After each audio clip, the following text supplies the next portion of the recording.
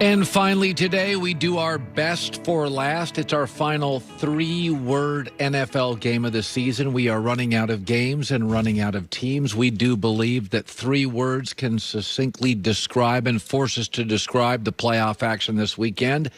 Here we go with our three-word divisional round. Rams.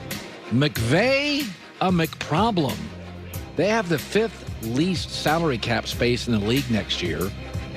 4 years remaining and cap hits with Jared Goff, who had 13 interceptions this year, broke his thumb late in the season. So they got to figure out some things. They got to get faster at wide receiver, and they've got to get Jared Goff his confidence back. Quarterbacks who are losing confidence, who are expensive, get people fired. Packers, a welcome Matt. 16-2 now at home with Matt LaFleur, best in the NFL, 28-7 overall. They did not have a turnover against the Rams, so this offensive system carved by Matt LaFleur, 11 total turnovers, fewest in the NFL this year. It is efficient. It is multiple. 71 plays by Matt LaFleur, had motion, and at this point, they look like the best team left. Ravens. Lamar unravels again. 4 touchdowns and 7 giveaways in 4 playoff games. Found himself in a lot of 2nd and 15s and 3rd and 9s. Third straight season with Lamar and the Ravens had their season low in points in a playoff game. You're facing better defenders and you're facing better coaches. I would also like to add, they've got to get better wide receivers. It is, in my opinion, a team's weakness. Bills. Flawed, but fantastic. First team in NFL history without a rushing attempt in the first quarter of a playoff game. Brian Dable went heavy with the pass. The Ravens outgained the Bills, dominated time of possession, converted more third downs. But the Bills are a Hail Mary away from a 12-game winning streak. They don't run the ball. Sometimes they don't defend the run. But they got playmakers, and they're well coached. Browns, the right direction. First playoff win since '94. First winning season in 13 years. Most wins since 1986. They have the #1 graded offensive line. They have the right coach. Baker Mayfield played with poise and maturity. They're headed in the right direction. Chiefs, anything is possible. Chad Henne came in. You know, when you go back to the Browns and the Chiefs, what is remarkable about this is how early Mahomes went out.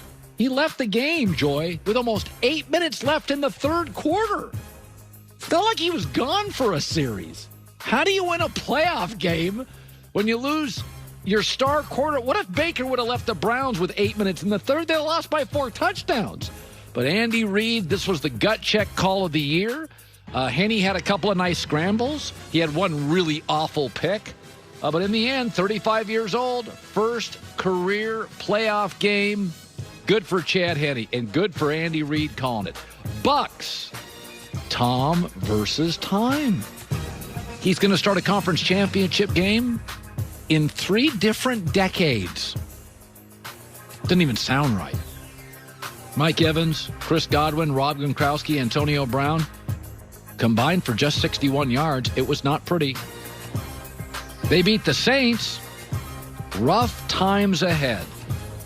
Listen, they're projected to be $95 million over the cap. $95 million. They got to make some trades. They got to. What they have to do is get rid of some big contracts and hit about 4 or 5 home runs in the draft. Because my guess is for at least a year, it's going to be pretty lean. And finally, your 2 matchups, Bucks and Packers, only gets tougher. Listen, the Rams defense, #1 in the league, got cut up into pieces. And the Bucks and Brady did score all of their touchdowns off 4 turnovers. You're not getting 4 turnovers at Lambeau from Aaron Rodgers.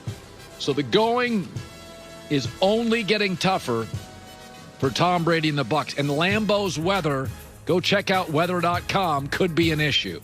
And Bills Chiefs, Mahomes, be healthy. Listen, 15 TDs, no picks in 5 career home playoff starts. 24-1 in his last 25 starts. Even though I said the Bills were the better football team all year, if he's healthy, it is hard to bet against Kansas City. That was a very interesting concussion.